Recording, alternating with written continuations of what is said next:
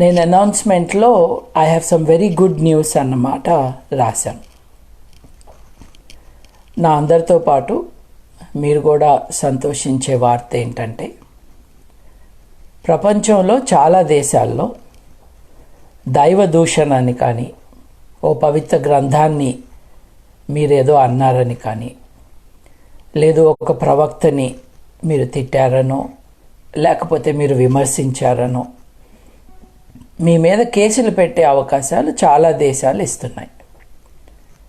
అంటే రాజకీయ అభిప్రాయాలు చెబితే తప్పులేదు, కానీ మతపరంగా ఎవరైనా ఏదైనా తమ అభిప్రాయాన్ని వ్యక్తపరిస్తే మా మత విశ్వాసాలు నొచ్చుకుంటున్నాయని, లేదు నొచ్చుకోవటం కోసమే ఇట్లా మాట్లాడుతున్న వాళ్ళ దగ్గరికి వెళ్ళి నొప్పించుకుని దెబ్బలాటలు పెట్టుకునే వాళ్ళు కానీ ఎక్కువైపోయారు.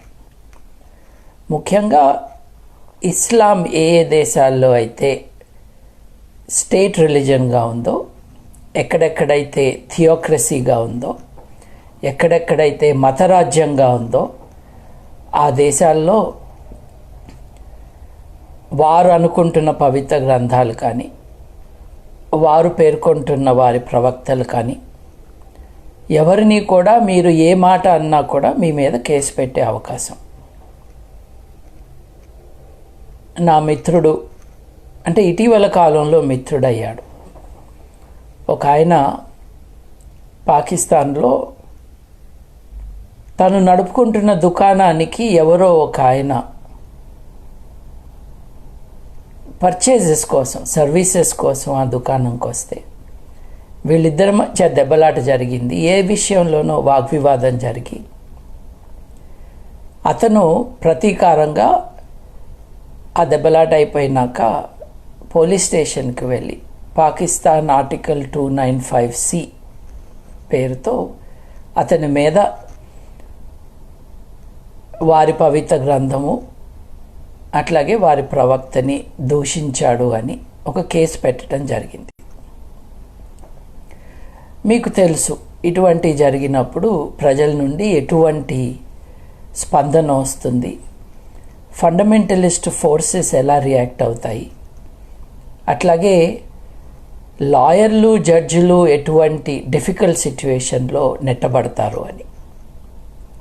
ఉదాహరణకి ఓ నెల రోజుల క్రితం Ahmadiya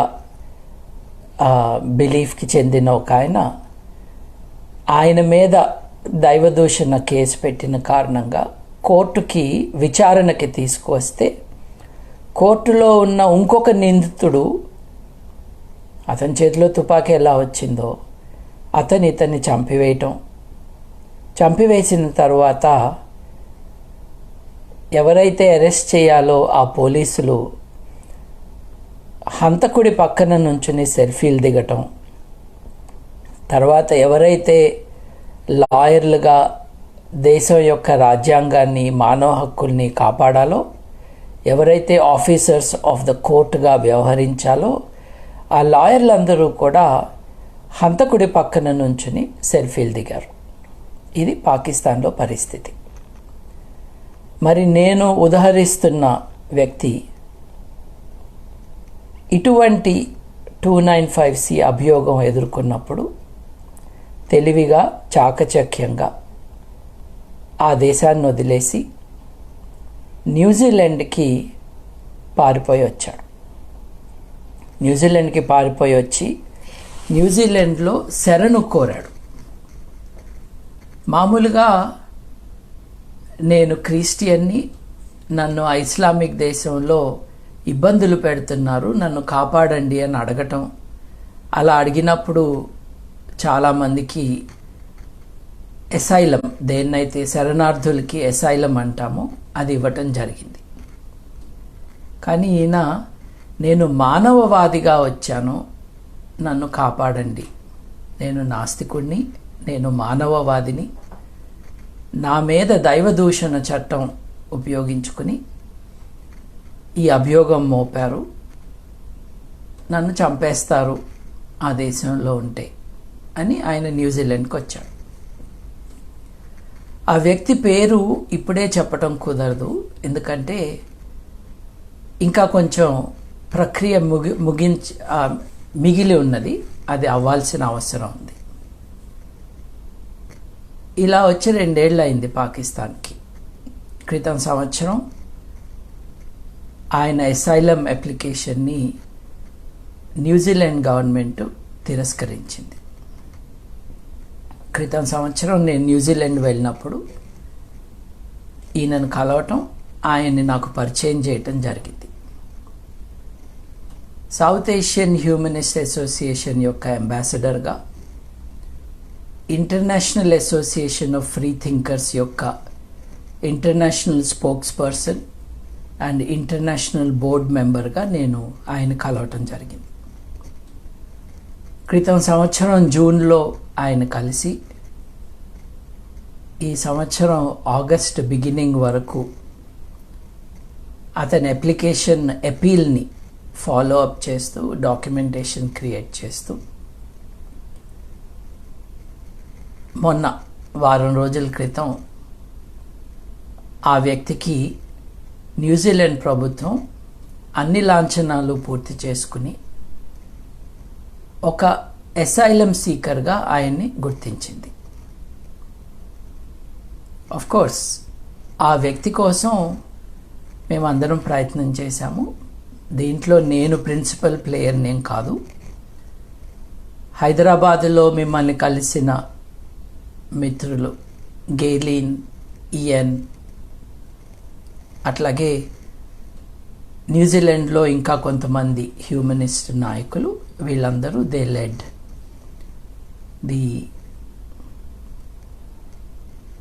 the work to appeal and help this person. అందరికి లాగానే నేను కూడా నా ఎక్స్పర్ట్ విట్నెస్ ఇవ్వటం జరిగింది. ముందేమో న్యూజిలాండ్కి వెళ్ళి ఇన్ పర్సన్ ఇవ్వాలి అని అన్నారు. కోవిడ్ కారణంగా ఇక్కడి నుండే ఇవ్వటం జరిగింది. The conclusion is this: Pakistan యొక్క దైవదూషణ చట్టాలు అక్కడ ఉన్న మానవవాదులకి, నాస్తికులకి ప్రమాదకరంగా ఉన్నాయి. కాబట్టి ఆ చట్టాలను వాడుకుంటూ ఎవరిపైనైనా సరే అభియోగాలు మోపితే వారు బతికి బట్టగట్టే అవకాశమే లేదు. కాబట్టి వారికి శరణు ఇవ్వాలి అన్నది నిర్ణయం. అంటే కేవలం ఒక వ్యక్తి కోసమే కాదు, ఇది it's a valid ground for seeking asylum అన్నది మొట్టమొదటిసారిగా ఇక్కడ ఎస్టాబ్లిష్ అయింది. It's a significant development vis-a-vis that country. So this is the good news. Someone who has been accused of blasphemy and likely to be murdered in New Zealand was first refused asylum. ఆ asylum first hearing లో తను ఏ మతాన్నైతే వదిలేశాడో ఆ మతస్థురాలు ఒక ఆవిడతో ఆయన interview చేయించారు. ఆయన్ని చాలా హోస్టైల్గా ఇంటర్వ్యూ చేయటం జరిగింది. దానికి స్పందనగా నేను నా సబ్మిషన్లో the content of his belief does not matter, only his right to hold a belief matters అన్నది చాలా స్ట్రాంగ్గా చెప్పటం. అలాగే అతను హ్యూమనిస్టా కాదా అన్న ప్రశ్నలు రేస్ చేసినప్పుడు హ్యూమనిస్ట్ కాకపోతే ఏమిటి అని ప్రశ్న వేసి న్యూజిలాండ్ గవర్నమెంట్ అపెలేట్ ట్రిబ్యునల్ని కన్విన్స్ చేయటం జరిగింది.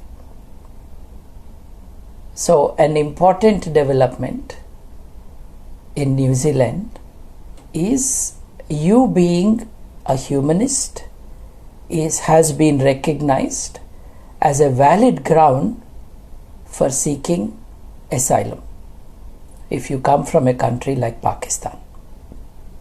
So this is very good news. ఇక బ్యాడ్ న్యూస్ ఏమిటి అని అంటే, నైజీరియాలో మటుకు ఎవరెవరైతే తమని తాము మానవవాదులుగా ప్రకటించుకున్నారో అటువంటి వారికి జీవించే హక్కు కూడా లేదు అని లాయర్ల గ్రూపులే క్యాంపెయిన్ చేస్తూ ఎవరెవరైతే హక్కులు కాపాడాలో అటువంటి వారే హక్కులు కాలరాయటమే కరెక్ట్ అని చెప్పటం జరిగింది. గిరిధర్ రావు గారు he is repeating what I said, the content of his belief does not matter. Correct అండి. ఇప్పుడు మేము ఎవరి హక్కుల కోసమైతే పోరాడామో న్యూజిలాండ్లో, ఆ వ్యక్తి ప్రొఫెసర్ అవ్వాల్సిన అవసరం లేదు, ఆ వ్యక్తి మానవవాదం మీద స్పీచ్ ఇవ్వాల్సిన అవసరం లేదు, అసలు ఆ వ్యక్తి మానవవాద అవ్వాల్సిన అవసరం కూడా లేదు. ఆ వ్యక్తికి జీవించే హక్కు ఉంది. మొదటి ప్రశ్న, ఆ హక్కు డేంజర్లో ఉందా? ఉంటే హీఈస్ ఆటోమేటిక్లీ ఎంటైటిల్డ్. రోహింగ్యాలు కావచ్చు, బంగ్లాదేశ్ నుంచి వచ్చే వాళ్ళు కావచ్చు, పాకిస్తాన్ నుండి ఇండియాకు వచ్చే హిందువులు కావచ్చు, శ్రీలంక నుండి ఇండియాకు వచ్చే ముస్లిం కానీ హిందూ కానీ తమిళులు కావచ్చు, ఎవరైనా కావచ్చు. వారు ఏమి నమ్ముతున్నారు అన్నది ముఖ్యం కాదు. వారి ప్రాణాలకు హాని ఉంటే వారిని రక్షించే బాధ్యత, హక్కు వారిది, బాధ్యత దేశాలది. తప్పకుండా they have to implement it. Asylum is not charity.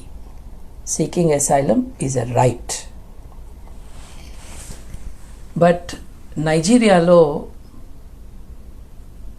మాతో పాటు పనిచేసిన ముబారక్ బాలా అనే ఆయనని అరెస్ట్ చేసి 100 రోజులు దాటిపోయింది. ఆయన బతికున్నాడో లేదో తెలీదు. ఆయన మటుకు బతికుంటే చంపేయాలి, కనీసంలో కనీసం అతనికి మరణశిక్ష విధించాలి అని లాయర్లు కోరుతున్నారు. మరణశిక్ష కనీసంలో కనీసం అంటే అర్థం ఏంటో నాకు తెలియదు. But this is what they are asking. And international pressures ఎన్ని పెట్టినా కూడా it has been really difficult to make anybody give any information about Mubarak Bala. Nigerian Humanist Association యొక్క చైర్పర్సన్గా ఉన్నాడు ఆయన. నేను నైజీరియాకి వెళ్ళిన ప్రతిసారి నైజీరియన్ హ్యూమనిస్ట్ అసోసియేషన్ యొక్క ఆ సంఘం యొక్క మీటింగ్స్లోనే పాల్గొన్నాను. వారి కొన్ని మీటింగ్స్కి అక్కడ స్టేట్ గవర్నర్స్ కూడా వచ్చారు. బట్ నార్దర్న్ నైజీరియాలో ఆ వెసులుబాటు లేదు. ఎందుకంటే అక్కడ ఫండమెంటలిస్ట్ షరియా ఇస్లామిక్ లా అన్నది ఇంప్లిమెంట్ అవుతూ ఉన్నది. So that is the negative aspect of the developments. ఇకపోతే నిన్నటి నుండి కొంచెం ముందు నుండి శిరోముండనం విషయం గురించి చాలా చర్చ జరుగుతూ ఉంది. చాలా news paper coverage and television coverage రావటం మనం చూసాం. ముఖ్యంగా భారతదేశంలో సదర్న్ పార్ట్ ఆఫ్ ద కంట్రీలో ఎంతోమంది స్వచ్ఛందంగా వెళ్ళి తమకి ఇష్టడైన దేవుడి దగ్గర గుడికి వెళ్ళి అక్కడ వారి జుట్టంతా ఇచ్చేస్తారు. For them it's an act of piety and sacrifice. స్వచ్ఛందంగా ఇవ్వటం జరుగుతుంది. ఎందుకో గత కొద్ది సంవత్సరాలుగా ఎదుటి వ్యక్తిని కించపరచటానికి, ఆ వ్యక్తి యొక్క హుందాతనాన్ని తీసేయటానికి, ఆ వ్యక్తి యొక్క మీసాలు సగం తీసేయటం, జుట్టు తీసేయటం, అంటే మగతనానికి ఒక రకమైన ఇండికేషన్ మీసాలు అనుకోవటం, ఆ మీసాలు సగం తీసేయటం, వాళ్ళని వికారంగా చేసి అందరూ అసహించుకునేటట్టు గేలి చేసేటట్టుగానో చేసి ఒక వికృతమైన ఒక ఆనందాన్ని పొందే ప్రక్రియ మనం ఎక్కువ చూస్తూ ఉన్నాం. ఒక మనిషిని కించపరిచి వాళ్ళని ఓ గాడిద మీదకి ఎక్కించి, లేదు వాళ్ళ చొక్కా చింపేసి, వాళ్ళ మీసం సగం తీసేసి, జుట్టు సగం గొరిగేసి ఎంత వికృతంగా పైశాచికంగా ప్రవర్తిస్తున్నారో జనాలు మనం చూస్తూ ఉన్నాం. ఇది అన్ని లెవెల్స్లో ఉన్నట్టుగా మనకు అర్థమవుతుంది. పరిటాల రవి అనే ఆయన ఒక సినీ నటుడు ఇష్టం వచ్చినట్టు మాట్లాడుతుంటే అతన్ని కట్టడి చేసి అతనికి కూడా శిరోముండనం చేశాడు అని సోషల్ మీడియాలో చాలామంది చాలాసార్లు రాసుకుంటూ వచ్చారు. అది నిజమైతే ఆ సినీ హీరో తప్పేమీ లేదు. ఆ సినీ హీరోని గేలి చేయాల్సిన అవసరం లేదు. ఎందుకంటే దుర్మార్గం అన్నది చేసిన వాడి దగ్గర ఉంది, బాధితుల దగ్గర లేదు. మన తెలుగు సమాజంలో చాలామంది ఇటువంటి వికృతమైన చేష్టలకు పాల్పడుతున్నట్టుగా మనకు తెలుస్తూ ఉంది. మనిషి యొక్క హుందాతనాన్ని రికగ్నైజ్ చేయకపోవడం, దాన్ని తిరస్కరించడం, వాళ్ళని మనుషులుగా కూడా గుర్తించకపోవటం అన్నది అత్యంత హేయమైన దారుణమైన విషయం. మనం గత 2 రోజులుగా చూస్తున్నది ఇట్ ఈస్ నాట్ యూనిక్. ఇట్లాంటివి జరుగుతూనే ఉన్నాయి. బిగ్ బాస్లో నాతో పాటు కాంటెస్టెంట్గా ఉండి నాతో 10కి 0 మార్కులు వేయించుకుని నాతో ఈ ఇంటిలో ఇతను ఉండటానికి అర్హుడు కాదు, ఇతని మూలంగా బిగ్ బాస్ హౌస్ యొక్క పరిస్థితులు చాలా దారుణంగా మారుతున్నాయి, he's a misfit and he's a bad influence on this house అని ఓపెన్గా తిట్టించుకున్న, కామన్ మ్యాన్గా ఎంటర్ అయిన, హౌజ్లో మట్టుకు విపరీతమైన బడాయిలు పోయిన నూతన్ నాయుడు అనే వ్యక్తి ఇంట్లో ఇది జరగటం ఈ సంఘటనలన్నిటికీ కూడా ఒక పరాకాష్ట. ఎందుకంటే ఓ మారుమూల గ్రామంలోనో ఓ కొవ్వెక్కిన ఒక ల్యాండ్ లార్డ్ ఆధ్వర్యంలో జరగటం అన్నది ఒక లెవెల్ అయితే, నేను రాజకీయాల్లోకి వస్తాను, నేను రాజకీయ నాయకుడిని, అలా అవటానికే నేను బిగ్ బాస్కి వచ్చాను అని చెప్పుకొని, నేను కామన్ మ్యాన్ అని చెప్తూనే నాకు 10 కార్లు ఉన్నాయి, నా ఇంటికి 6 అంతస్తులు ఉన్నాయి, నేను ముఖ్యమంత్రి గారి ఇంటి ఆ గల్లీలోనే ఉంటాను అని విపరీతమైన నేమ్ డ్రాపింగ్ చేస్తూ, పేపర్లలో మీరు ఎవరి పేరు చూసినా కూడా వాళ్ళతో తనకు పరిచయం ఉన్నట్టుగా బిల్డప్ ఇస్తూ,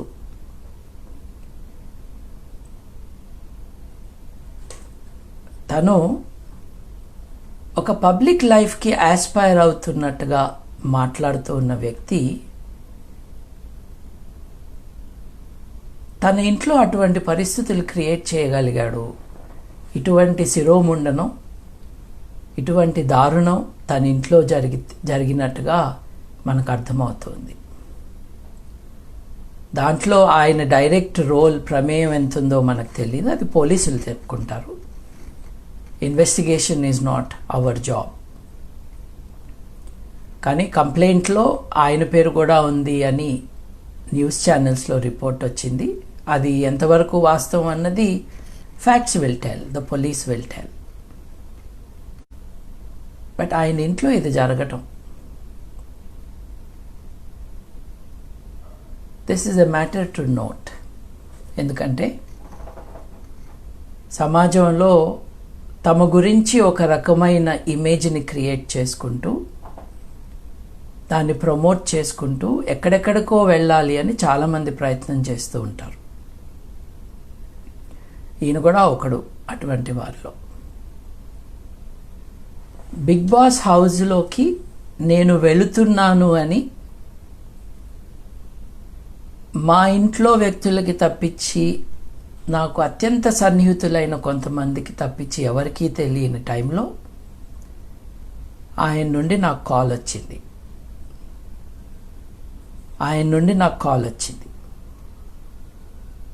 బాబు గారు, నేను నూతన్ నాయుడిని, నేను మీతో పాటు బిగ్ బాస్ హౌస్లోకి కాంటెస్టెంట్గా వస్తున్నాను అని.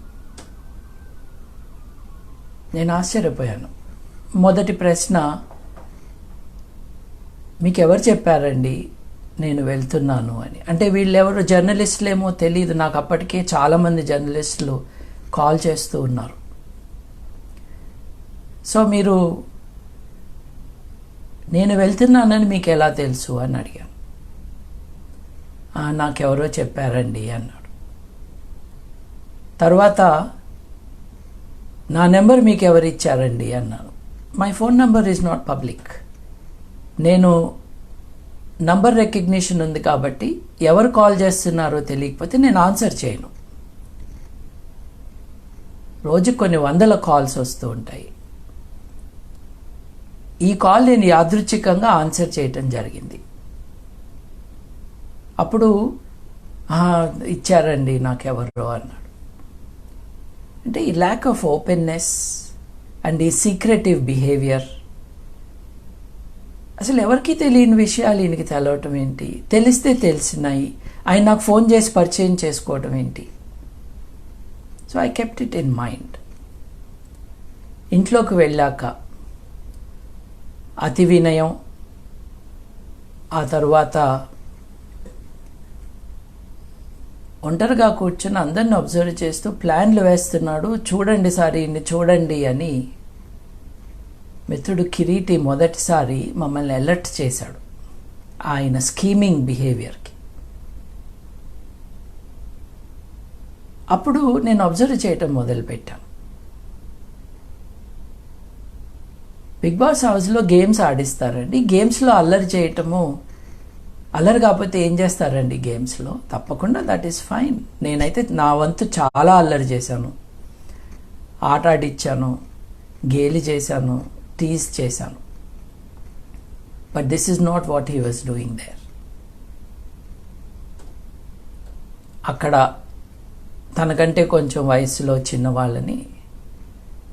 వాళ్ళందరినీ చుట్టూ కూర్చోబెట్టుకుని, నా 6 అంతస్తుల ఇల్లు, మా ఇంట్లో 5వ అంతస్తులో కేవలం మసాజ్ కోసమే ఆ ఫ్లోర్ మొత్తము నాకు లెక్చర్కి 50 లక్షల రూపాయలు ఇస్తారు అని వాళ్ళకి చెప్పటం, వాళ్ళు వచ్చి నాకు చెప్పటం. సరేలేండి ఇస్తే ఇస్తారు, కానీ లెక్చర్కి 50 లక్షలు బిల్ క్లింటన్కే ఇవ్వరు కదా, ఈయనకి ఎందుకు ఇస్తారు? ఎవరిస్తారు? ఎక్కడిస్తారు అని నేను అడిగి అక్కడితో వదిలేశాం. బిగ్ బాస్ హౌస్లో టాయిలెట్ ఏరియా అన్నది ఇట్స్ ఎ మీటింగ్ ప్లేస్. అంటే అటుగా టాయిలెట్స్ ఉంటాయి, ఇటుగా వాష్ బేసిన్స్ ఉంటాయి, చాలా ఓపెన్ స్పేసు, అక్కడ కుర్చీలు, సోఫాలు అన్నీ ఉంటాయి. కబుర్లు చెప్పుకునే అవకాశం ఉండే ఒక క్రియేటెడ్ స్పేస్ అది. నేను అక్కడ ఉండగా అక్కడికి వచ్చి నాతో తన కార్ల విషయం నాకు చెప్పటం మొదలుపెట్టాడు. అంటే ఓ 10 లక్షల కారు, 15 లక్షల రూపాయల కారు, 20 లక్షల రూపాయల కారు, వాటి పేర్లై చెప్తూ ఉన్నాడు. మా అబ్బాయి కోసం నేను అప్పటి వరకు నాకు బ్రాండ్ కాన్షియస్నెస్ లేకపోయినా వాడెప్పుడు వాటి గురించి మాట్లాడుతూ ఉన్నాడు కాబట్టి ఈ కార్లు, వాటి ఖరీదులు నేను తెలుసుకుని ఉన్నాను. ఓ ఇంతే కదండి, నేను 2 కోట్ల రూపాయల బండిలో తిరుగుతాను అని చెప్పాను. కొంచెం ఆశ్చర్యపోయాడు. అప్పుడు చెప్పాను, మంచి మెర్సిడెస్ బెంజ్ ఇంజన్ ఉన్న ఏసీ బస్సు ఉంటుంది చూడండి, దాని ఖరీదు 2 కోట్లు ఉంటుంది, నేను అటువంటి బస్సుల్లో తిరుగుతానండి అని కట్ చేశాను ఆయన అక్కడ. అంటే బడాయిపోతూ కబుర్లు చెప్తూ తన గురించి ఏదో ఒక బిల్డప్ ఇవ్వాలన్న ప్రయత్నం. ఇది నిజం కూడా. ఇన్ఫోసిస్ గురించి ఏంటేంటో చెప్తూ ఉన్నాడు ఆయన. నిజానికి ఒక 3 సంవత్సరాల క్రితం, లేదు 4 సంవత్సరాల క్రితం నాకు ఇన్ఫోసిస్ నారాయణమూర్తి గారి నుండి ఫ్రెండ్ రిక్వెస్ట్ వచ్చింది. Of course I accepted it, I felt honoured. So ఈయన మాటిమాటికి ఇన్ఫోసిస్ గురించి చెప్తూ ఉంటే, నారాయణమూర్తి గారు నాకు ఫేస్బుక్ ఫ్రెండు, ఏంటి ఆ విషయాలు కొంచెం ఎక్కువ చెప్పు, వివరంగా చెప్పు అన్న. మళ్ళీ మాట్లాడితే ఒట్టు ఇన్ఫోసిస్ గురించి. 2017లో నేను స్వీడన్లో ఒక very important conference organise for a very select group of people. ఇంటర్నెట్ని ప్రజల అభిప్రాయాల్ని మలచటానికి ఎలా వాడుకుంటారు అన్నది. ఇది చాలా హై లెవెల్ కాన్ఫరెన్స్. నన్ను ఎందుకు పిలిచారో నాకు తెలీదు. I feel privileged. I went there, I spoke. నేను మాట్లాడిన స్పీచ్ని స్వీడన్లో అక్కడ టాప్ న్యూస్ పేపర్ నా స్పీచ్ని ఉదహరిస్తూ పెద్ద రిపోర్ట్ కూడా పబ్లిష్ చేసింది. ఇంటర్నెట్ ద్వారా, సోషల్ మీడియా ద్వారా బెదిరింపులు వస్తున్నాయి అని నానిగారు చెప్పిన కారణంగా నేను ఈ కాన్ఫరెన్స్ విషయం ఉదహరించాను. అప్పుడు నా చుట్టూ బిగ్ బాస్ హౌస్ ఫ్రెండ్సే ఎవరెవరు ఉన్నారో నాకు ఫుల్గా గుర్తులేదు. షికాగో యూనివర్సిటీ నుంచి ఒక ప్రొఫెసర్ గారు కూడా వచ్చారు. ఆయన ట్రంప్ విషయంలో ఏం జరిగింది అన్నది ఆయన తన రీసెర్చ్ బయట పెట్టాడు మాకు. ఇట్ వాజ్ వెరీ ఎన్లైటనింగ్ అని I was sharing this information. అవును, షికాగో బూత్ బిజినెస్ స్కూల్ నుంచి కదా అంటూ మొదలుపెట్టాడు, నాకు తెలుసు అని. కానీ అది కాదు. షికాగో యూనివర్సిటీలో అదొక్కటే ఆయనకి తెలుసు. సో నేమ్ డ్రాపింగ్ చేస్తూ అన్నిట్లోనూ తను ఉన్నానని చెప్పడానికి ప్రయత్నం అనమాట. కేంబ్రిడ్జ్ యూనివర్సిటీలో చదువుకున్నాను, నా ఎంఫిల్ అక్కడే అయిందని ఏదో something like that he told me. Definitely higher education. అప్పుడు మా పనులు మేమే చేసుకునే వాళ్ళం అండి, అన్నీ అప్పుడే నేర్చుకున్నానండి. వంట చేయటం, బట్టలు ఉతుక్కోవటం అన్నీ నేను అక్కడ నేర్చుకున్నవే అని చెప్పాడు. ఈ విషయం ఎందుకు చెప్తున్నానంటే, నేను లేననుకుని బిగ్ బాస్ హౌస్ కాంటెస్టెంట్స్లో ఒక అమ్మాయితో, ఆవిడతో నాకు బట్టలు ఉతకటం రాదండి, మీరు కొంచెం నేర్పిస్తారా అని. మాసిపోయిన బట్టలకి సబ్బు ఎట్లా పూయాలి, ఇది రిన్ సబ్బు ఎట్లా పూయాలి, పూసినాక ఆ బట్టలు ఎట్లా ఉతకాలి అని ఈ 35 ఏళ్ల కామన్ మ్యాన్ అడుగుతున్నాడు. అంటే వేషాలు ఎట్లా వేస్తారో ఒకసారి మీరు యూ కెన్ అండర్స్టాండ్. నాతోనేమో వంట వండటం, బట్టలు ఉతుక్కోవటం ఇవన్నీ నేను ఇంగ్లాండ్లో నేర్చుకున్నానని చెప్పి బిగ్ బాస్ హౌస్లో ఎవరినో ఇంప్రెస్ చేయటానికి కొంచెం నేర్పిస్తావమ్మా, బట్టలు ఎట్లా ఉతకాలో నాకు తెలీదు. Common man. ఈయన బిగ్ బాస్ హౌస్ బయటికి వెళ్ళిపోవడం కరెక్టే. మళ్ళీ వెనక్కి వచ్చాడు. ప్రాపర్ ఇన్వెస్టిగేషన్ చేస్తే తెలుస్తుంది ఏమేం చేస్తే వచ్చాడు అని. I will just mention one thing. ఒక టీవీ ఛానల్ అధినేత నేను బిగ్ బాస్ హౌస్కి బయటకు వచ్చాక ఆయన కలిసినప్పుడు, he's a top man in the channel, వచ్చాడండి, రిసెప్షన్లో కూర్చొని కబురు పంపించాడు, I can sponsor some things for you, నన్ను ఇంటర్వ్యూ చేయండి ఛానల్లో అని. ఆయనకి తెలీదు ఆయన ఎవరో నాకు తెలుసని.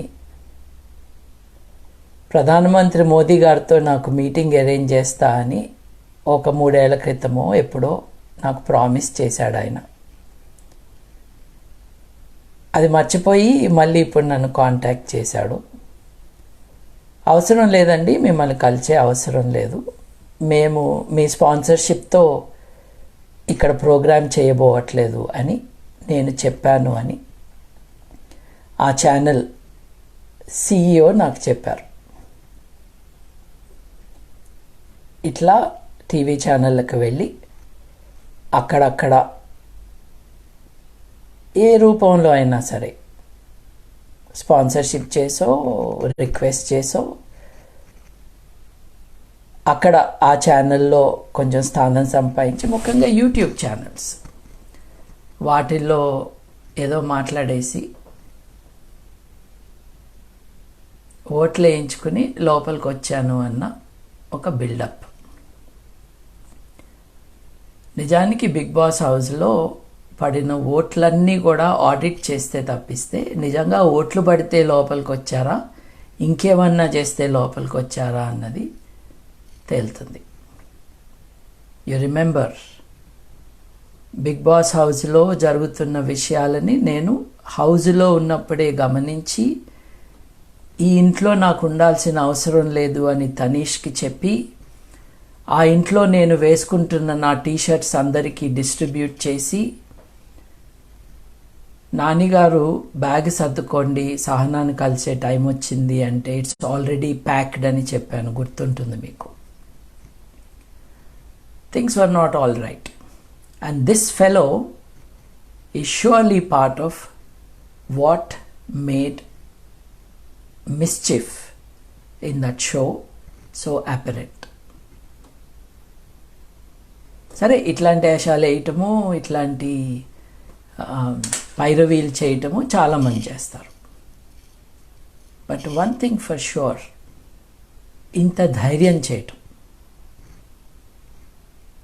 మళ్ళీ గుర్తు చేస్తున్నాను, ఎంత హేయమైన చర్య అంటే ఒక మనిషిని మన ఇంటికి రప్పించి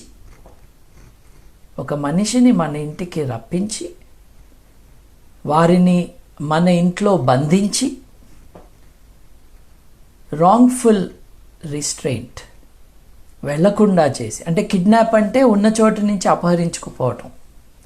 ఇది ఒక మనిషిని ఇంట్లోకి తీసుకొచ్చి తలుపులు వేసేసి 6-7 కలిసి దౌర్జన్యం చేసి స్టీల్ రాడ్తో కర్రలతో కొట్టి ఆ ఇంటి యజమాని భార్య పర్యవేక్షణలో ఇవన్నీ జరగటం, పాపం ఆ కుర్రాడు వేడుకోవటం, కాళ్ళు పట్టుకునే ప్రయత్నం చేయటం, అయినా కూడా కాదు అని అతని శిరోముండనం చేయటం, చేస్తూ ఉన్నప్పుడు పైశాచికంగా ఫోటోలు దిగటం, వీడియోలు తీయటం, బెదిరింపుకో రికార్డుకో, వేటకు వెళ్ళి జంతువుల్ని చంపినప్పుడు చచ్చిపోయిన జంతువు పక్కన నుంచుని ఫోటోలు దిగే వాళ్ళలాగా ఒక మనిషిలో ఉన్న హుందాతనాన్ని చంపేసి పక్కన నుంచుని ఫోటోలు దిగే కల్చర్ ఉన్న ఆ అట్మాస్ఫియర్లో ఇవన్నీ జరుగుతూ ఉంటే ఆయనకి తెలియకుండా, ఆయన ప్రమేయం లేకుండా, ఆయన సపోర్ట్ లేకుండా ఇది జరిగిందని అయితే నేను నమ్మట్లేదు. పైగా కుటుంబం అని డైలాగులు కొట్టాడు తనీష్నిను సామ్రాట్ని బెదిరియటానికి. ఇంటర్నెట్లో వీడియోలు ఉన్నాయి, ఒకసారి చూసుకోండి. కుటుంబం గురించి ఒక మాట మాట్లాడొద్దు అని. కుటుంబం, పవన్ కళ్యాణ్ను నాకు గోరు ముద్దలు తినిపించాడు. పవన్ కళ్యాణ్తో నేను రెగ్యులర్గా SMS టచ్లో ఉంటాను. పవన్ కళ్యాణ్కి దిశానిర్దేశం ఇచ్చేది నేనే. ఇవన్నీ బిగ్ బాస్ హౌస్లో కెమెరాల ముందు చెప్పిన మాటలే. రెండోసారి వచ్చాక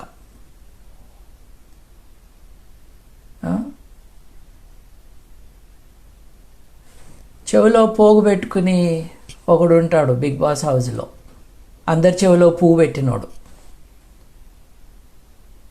ఓటింగ్ స్కామ్ చేసినోడు. ఈ ఇద్దరూ కలిసి చూసే వాళ్ళని ఉల్లు బనాయా అంటారు, అది చేశారు, ఇంకోటి ఏమీ కాదు.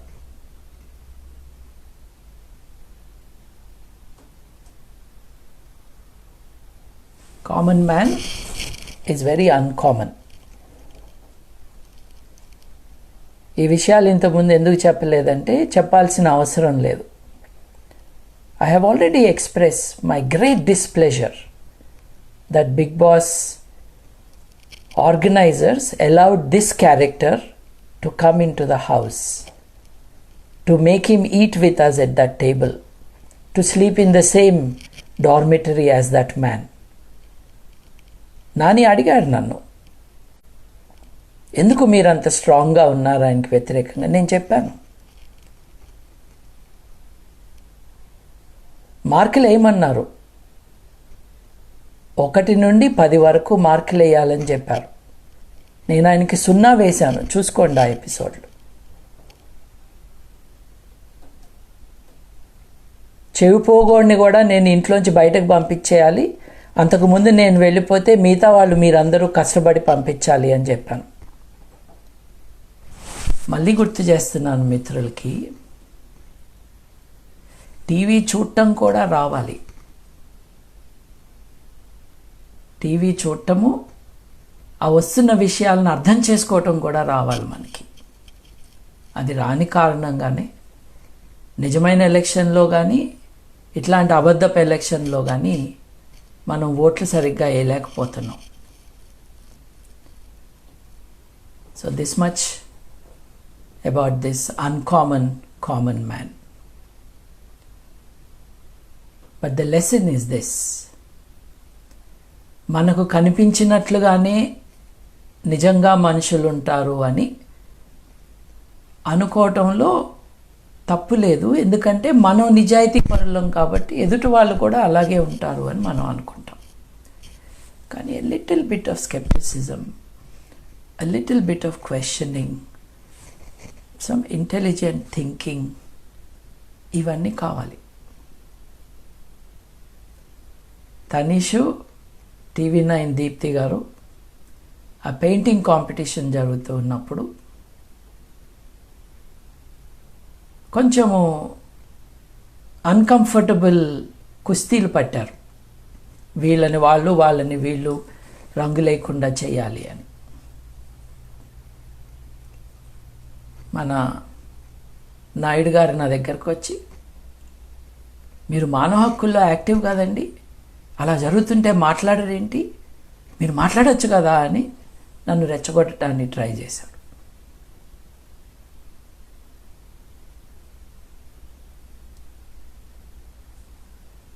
నువ్వే కదా పాలిటీషియన్వి, నువ్వే కదా కేంబ్రిడ్జ్లో ఎంఫిల్ చేశావు, చాంతాడన్ని డిగ్రీలు ఉన్నాయి నీకు, నువ్వు మాట్లాడవేంటి అని మనసులో అనుకుని, మిమ్మల్ని ఎవరైనా ఆపారా ప్రొటెస్ట్ చేయకుండా అని అడిగాను. మీరైతే బాగుంటుందని అనుకుంటున్నాను అంటే, మీరు చెయ్యండి, వాళ్ళిద్దరిలో ఎవరూ పిల్లలు కాదు. ఆవిడకి పెళ్ళయింది, ఆవిడకి 10 ఏళ్ళో 12 ఏళ్ళో పిల్లాడు ఉన్నాడు. She is an anchor, she is a public person. ఈయన యాక్టరు, ఈయనకు ఫ్యాన్ బేస్ ఉంది, బిగ్ బాస్ హౌస్లో ఉంది, బయట ఉంది. వీళ్ళిద్దరి విషయంలో వాళ్ళు ఇచ్ఛాపూర్వకంగా చేస్తున్న గేమ్ని నేను వెళ్ళి ఆపాలి, అది నువ్వు వచ్చి నాకు చెప్పాలా అని అడిగాను. మళ్ళీ మాట్లాడలా. అంటే మిస్చిఫ్. నేను చెప్పాను హౌస్లో, అది చూపించారో లేదో తెలీదు, నేను బిగ్ బాస్ ఎపిసోడ్స్ నేను బయటకు వచ్చాక చూడలేదు. బట్ నేను నూతన్ నాయుడికి బహుశా వేలెత్తే చెప్పుంటాను, పిల్లలతో గేమ్స్ ఆడుతున్నావేమో నాతో ట్రై చేయవాక అని చెప్పాను. ఎస్, మళ్ళీ చెప్తున్నాను, టీవీ ఎలా చూడాలో నేర్చుకోవటం రాని వాళ్ళు చాలా ఈజీగా మోసపోతారు. ఒకసారి ఇంటర్నెట్లో చూడండి, ఈయన ఎంత గొప్పవాడు, ఈయన స్పీచ్లు ఎంత బాగుంటాయి, ఈయన ఎంత గట్టిగా మాట్లాడతాడు, ఈయన మామూలు వ్యక్తి కాదు అని చాలా అనామక యూట్యూబ్ ఛానల్స్లో ఆయన గురించి. అఫ్కోర్స్ ఐ డ్రీమ్కి ఒక స్పెషలిస్ట్ ఉన్నారు కదా, జ్యోతిష్యుల్ని అందరినీ ఇంటర్వ్యూ చేసి ఆయనైతే చేస్తాడు. అది ఆ ఇంటర్వ్యూలు ఎలా జరుగుతాయి, ఎట్లా జరుగుతాయి, ఎందుకు జరుగుతాయి కూడా మనకు తెలుసు. అంటే ఒక పబ్లిక్ ఇమేజ్ని మ్యానుఫ్యాక్చర్ చేసుకుని దాన్ని క్యాష్ చేసుకుని ప్రజా జీవితంలోకి రావాలన్న ప్రయత్నం. Please be careful.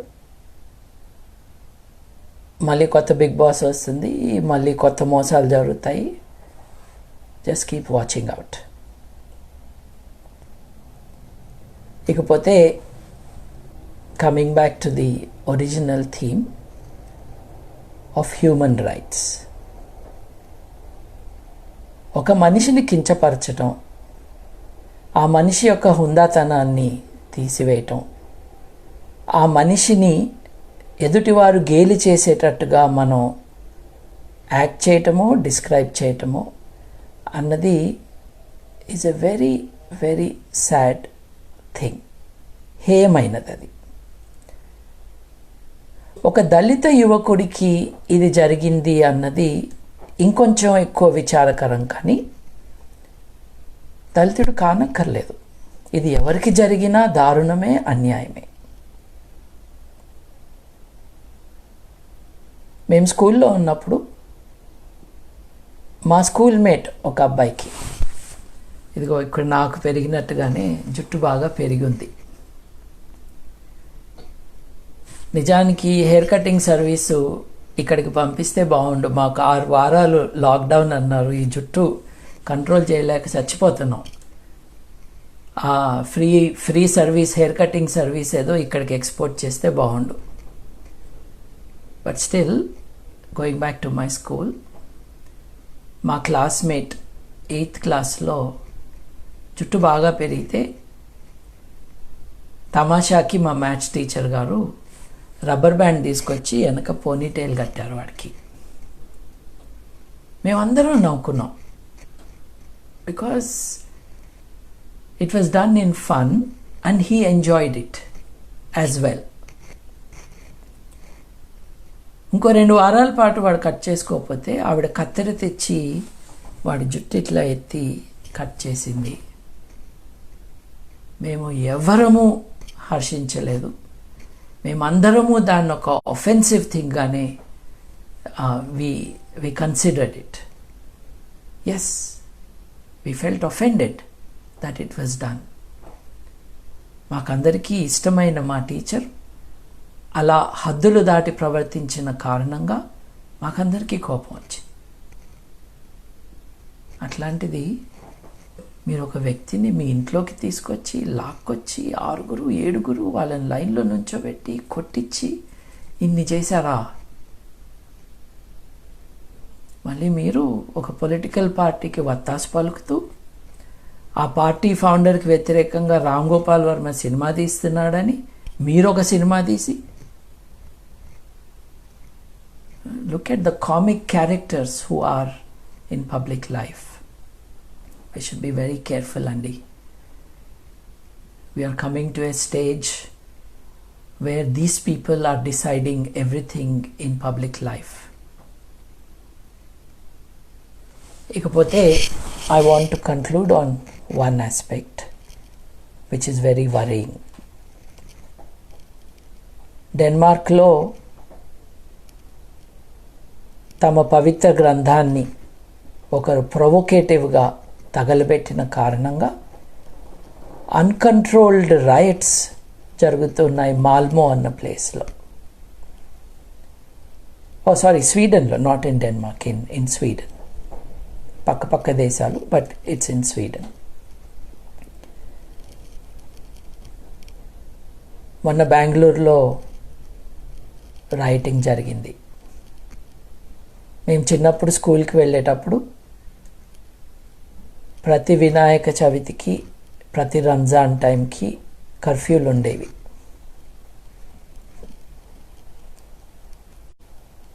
ఇవాళ హైదరాబాద్ చాలా డిఫరెంట్గా ఉంది. It is more tolerant, less than how much it should be, but it is more tolerant.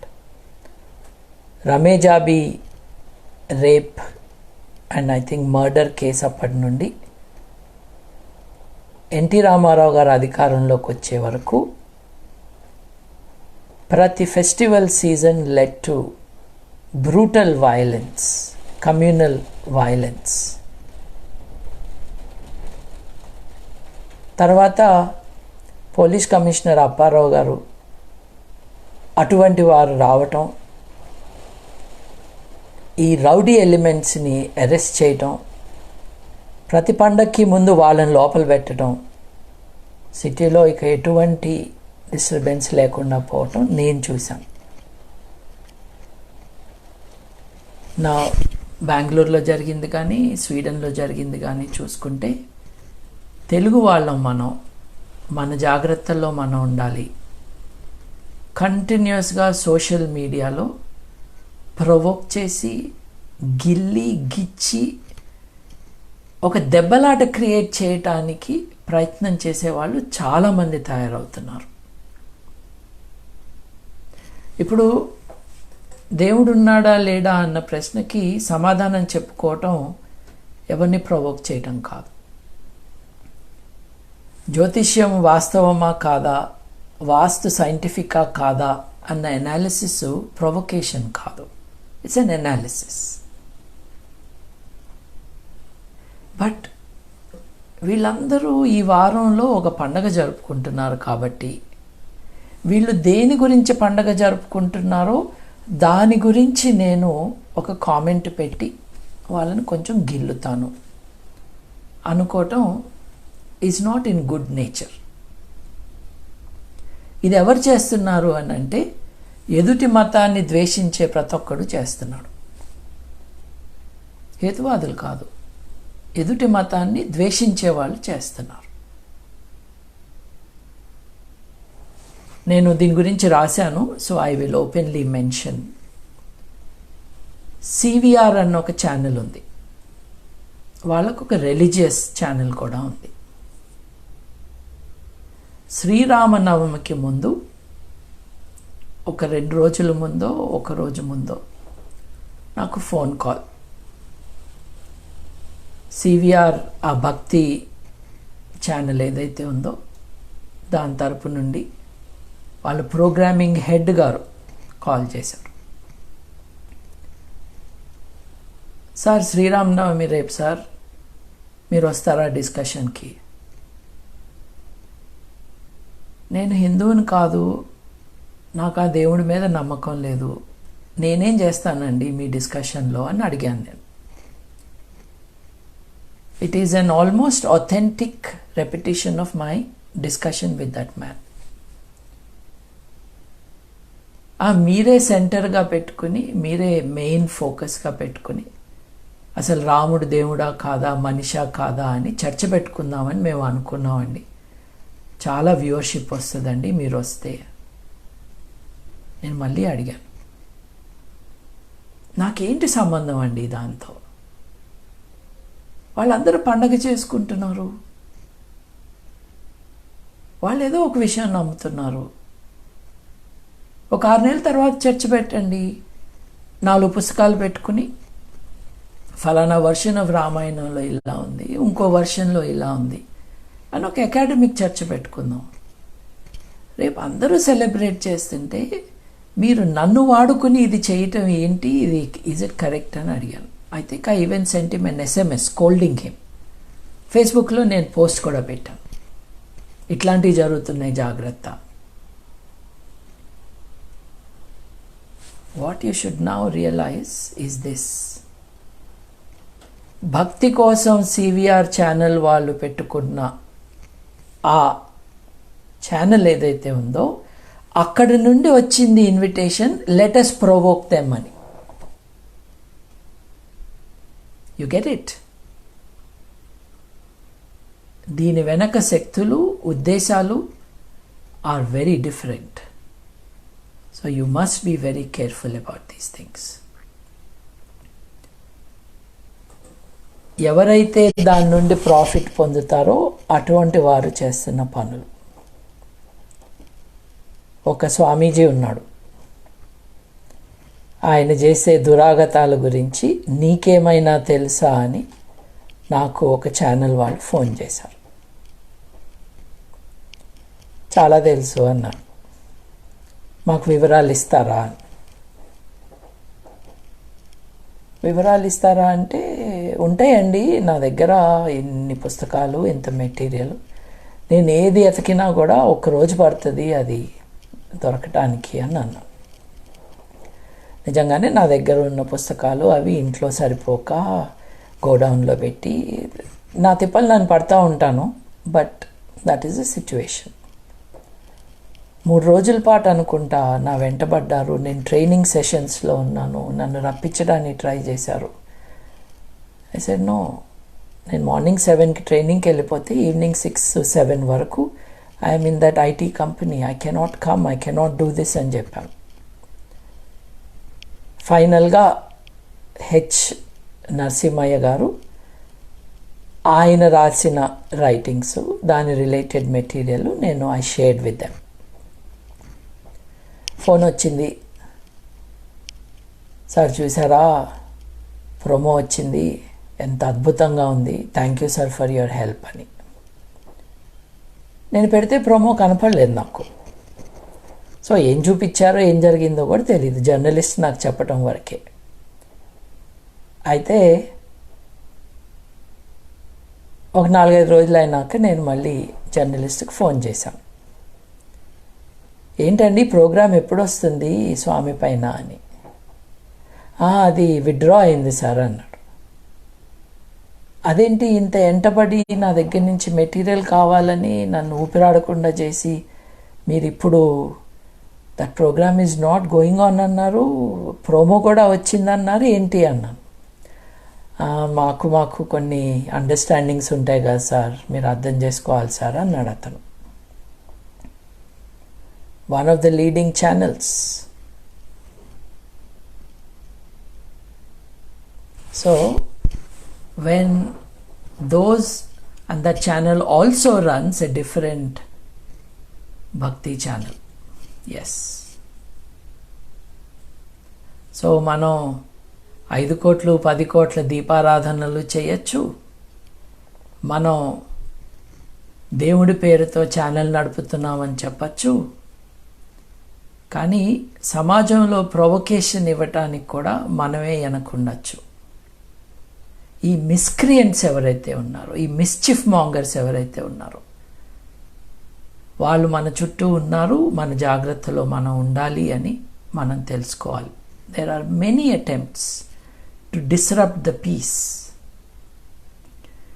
హేతువాదులు అటువంటి వారు కాదు, హేతువాదులు హితవాదులు. హేతువాదులు మీ నమ్మకం మీరు సైన్స్ అని ఊదరగొడుతుంటే మాట్లాడతారేమో, కానీ మీ నమ్మకం, మీ ఆచారం మనిషి యొక్క హుందాతనానికి, మనిషి యొక్క మానవ హక్కులకి సంబంధం లేకుండా ఉంటే, మీరు పండగ చేసుకుంటున్న రోజు మిమ్మల్ని గిల్లటానికి గిచ్చటానికి రారండి. ఎస్, తప్పకుండా మీ నమ్మకాన్ని ఎగ్జామిన్ చేస్తాం. మీరు వేరే నమ్మకాలను ఎలా ఎగ్జామిన్ చేస్తారో, హేతువాదులు, మానవవాదులు, నాస్తికులు పబ్లిక్ డొమైన్లో మీరు చెప్పిన అభిప్రాయాల్ని కన్సిడర్ చేస్తారు, ఇవాల్యుయేట్ చేస్తారు. అది వాళ్ళ హక్కు, అది సమాజానికి అవసరం కూడా. కానీ మీ పండగ రోజు చేయరు అవి.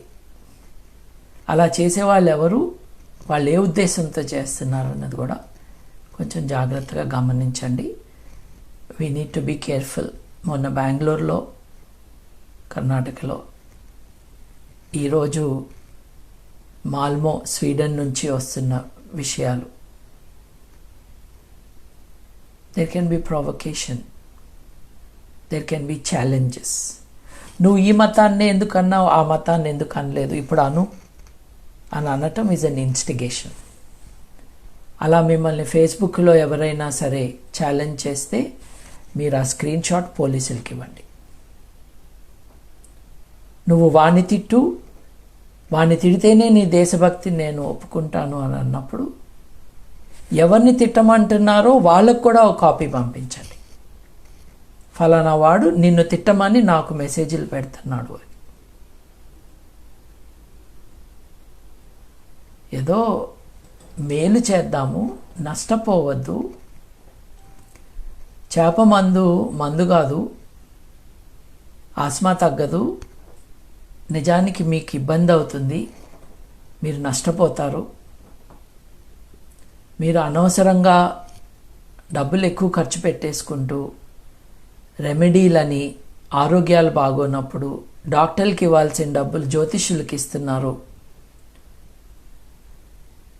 రోడ్డు సోల వల్ల మీకేమీ కాదు. మీరు తలుపు ఇక్కడి నుండి అక్కడికి మార్చుకుంటే, అక్కడి నుండి ఇంకెక్కడో పెట్టుకుంటే, మీరున్న టాయిలెట్ పగలగొట్టి ఇంకోటి కట్టుకుంటే మీకు కష్టం, నష్టం, మీకు జరుగుతున్నది మోసం అని చెప్పటం చేసేది. మీకు మోసం జరుగుతుంది, జాగ్రత్త అని చెప్తున్నారు హేతువాదులు.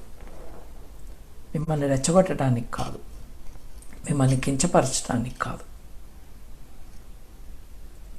నిజానికి నేను దేవుడు ఉన్నాడా లేడా అన్న విషయం పైన నా అభిప్రాయం ఎప్పుడు చెప్తానంటే ఎవరన్నా అడిగినప్పుడు చెప్తాను. మేమేమి ఎవాంజలిస్ట్ నాస్తికులం ఏం కాదు. ఓ పుస్తకం చేతిలో పట్టుకుని, ఒక మైక్ చేతిలో పెట్టుకుని, ఓ డప్పు చేతిలో పెట్టుకుని, ఒక ఊరేగింపు చేసుకుని, అవన్నీ మతపరమైన ప్రక్రియలు. మానవవాదులు, హేతువాదులు, నాస్తికులు వారు దేవుడి పట్ల ఒక అభిప్రాయాన్ని కలిగి ఉన్నారు. అన్నిటికంటే ఎక్కువ నిబద్ధత మనిషి పట్ల వాళ్ళకు దృక్పథం ఉంది, మానవ సమాజం పట్ల వాళ్ళకు బాధ్యత ఉంది, దాన్ని నెరవేరుస్తున్నారు. ఈ ప్రక్రియలో ఎవరికి సంజాయిషి చెప్పుకోక్కర్లేదు. కానీ ఇప్పటిదాకా నా మాటలు ఆలకిస్తున్న మిత్రులకి చెప్తుంది ఏంటంటే, ఫేస్బుక్లో మిమ్మల్ని రెచ్చగొట్టడానికి, సోషల్ మీడియాలో మిమ్మల్ని రెచ్చగొట్టడానికి ఏకంగా ఫేస్బుక్ అధిపతుల యొక్క సపోర్టుతో చాలా ప్రయత్నాలు జరుగుతూ ఉన్నాయి. మిసెస్ దాస్ గారి విషయం వాషింగ్టన్ పోస్ట్లో బయట పెట్టారు. జుకర్బర్గ్ ఎటువంటి సపోర్టు ఎవరికి ఇస్తున్నాడు అని. So let us not be provoked. So in summary, న్యూజిలాండ్లో ఒక అద్భుతం జరిగింది. మానవవాదులందరి ప్రయత్నం, దాంట్లో నేను భాగస్తున్నే. దాని కారణంగా మానవవాదిని అని చెప్పుకున్న కారణంగా డేంజర్లో పడినప్పుడు humanist belief is a valid ground for asylum seeking అని న్యూజిలాండ్లో గ్రహించటం జరిగింది. అపెలేట్ ట్రిబ్యునల్ తీర్పు ఇవ్వటం జరిగింది. కానీ ఇటువంటివి నైజీరియాలో పనిచేయలేదు. ఓ పెద్ద అడ్వెంచర్, నేను కాదు, నా సీనియర్ మిత్రుడు, అంతర్జాతీయ మానవవాద ఉద్యమానికి ఒకప్పుడు నాయకుడిగా ఉన్న లెవి ఫ్రాగెల్, అమీనా లవాల్ అనే ఒక వ్యక్తి, ఆవిడ పెళ్లి కాకముందే గర్భవతి అయింది. కాబట్టి ఆవిడని రాళ్లతో కొట్టి చంపాలి అని నార్దర్న్ నైజీరియాలో తీర్పు ఇచ్చారు. లెవి ఫ్రాగెల్ గారు నైజీరియాకి విమానంలో వెళ్ళి పొద్దున్న 11ంటికి ప్రెస్ కాన్ఫరెన్స్లో ఇది దారుణం, ఇది అన్యాయం అని డిక్లేర్ చేసి, ఏ దేశంలో అయితే పట్టుకుంటే మరణశిక్ష వేస్తారో ఆ దేశంలో ఇది తప్పు, ఇది మేము కండెమ్ చేస్తున్నామని పోలీసుల విషయం తెలుసుకునే ముందే నైట్ ఫ్లైట్ ఎక్కి మళ్ళీ యూరప్కి వచ్చేశారు. అమీనా లవాల్ అప్పుడు మేము ఆ ధైర్యం చేశాం, కానీ అది ఆర్గనైజ్ చేసిన వాళ్ళలో నేను కూడా ఉన్నాను. కానీ నేను వెళ్ళలేదు, లెవి ఫ్రాగెల్ గారు వెళ్ళారు నైజీరియాకి. ఇవాళ అలా చేసే పరిస్థితి కూడా లేదు నైజీరియాలో. అత్యంత కిరాతకమైన మనుషులు అధికారంలో ఉన్న కారణంగా ఈ దౌర్భాగ్యపు స్థితి ఆ దేశంలో నెలకొని ఉన్నది. లాయర్లే నిందితుడిని చంపేయాలి అని చెప్పే పరిస్థితి. రెండవ విషయం, నేను కామన్ అన్నా, నేను అన్కామన్ అన్నా, ఆ మనిషి యొక్క బ్యాక్గ్రౌండ్ గురించి కొంచెము ఇన్వెస్టిగేట్ చేయటము, ఆ మనిషి గురించి ఒక అభిప్రాయం ఏర్పరచుకోవాలనే ప్రయత్నం చేస్తున్న ప్రతి ఒక్కరి బాధ్యత. మీ అభిప్రాయానికి మీరే బాధ్యులు, ఇంకొకళ్ళు కాదు. You are responsible for your beliefs. Therefore, make an effort to be sure that your opinions are founded in fact and helped by your analysis. మూడవది, నాకు హెయిర్ కట్ కావాలి. మీలో ఎవరికైనా అవకాశం ఉంటే, విశాఖపట్నంలో కొంతమంది ఫ్రీగా ఉన్నారంట. వాళ్ళ లాక్డౌన్ అయ్యాక వాళ్ళు బయటకు వస్తే వాళ్ళని ఇక్కడ పంపిస్తే నేను హెయిర్ కట్ చేయించుకుంటాను. Thank you very much for joining. I apologize, we have not been regular with Ask BG. ఇది వచ్చే కొన్ని వారాలు ఇలాగే ఉంటుంది అని చెప్పడానికి చింతిస్తున్నాను. But we will resume this and we will come back with regular social commentary. నేను ఒక కొత్త ఫార్మాట్ కూడా ఆలోచించాను. వార్తలపైన స్పందిస్తూ మానవవాద దృక్పథంతో వాటి గురించి మాట్లాడదాము అని. అండ్ రేవ్ గారు అంటున్నారు long hair suits you well అని. But let us keep in touch. I will keep posting on Facebook of course, but ఈ ఆస్క్ బీజీ అన్నది కొంచెం ఇర్రెగ్యులర్గా for a few more weeks ఉంటుంది. Please bear with that and then we will resume it as we discussed. Thank you very much and be safe.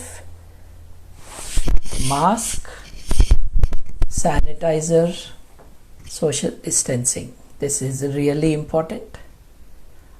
6 అడుగుల distance చాలదు అన్నది ఇప్పుడు శాస్త్రవేత్తలు చెప్తున్న విషయం. 12 అడుగుల డిస్టెన్స్ మెయింటైన్ చేయాలి అని చెప్తున్నారు. ఏదో నాకేమీ కావట్లేదు అని పోలోమని సినిమాలకు వెళ్ళాల్సిన అవసరం లేదు.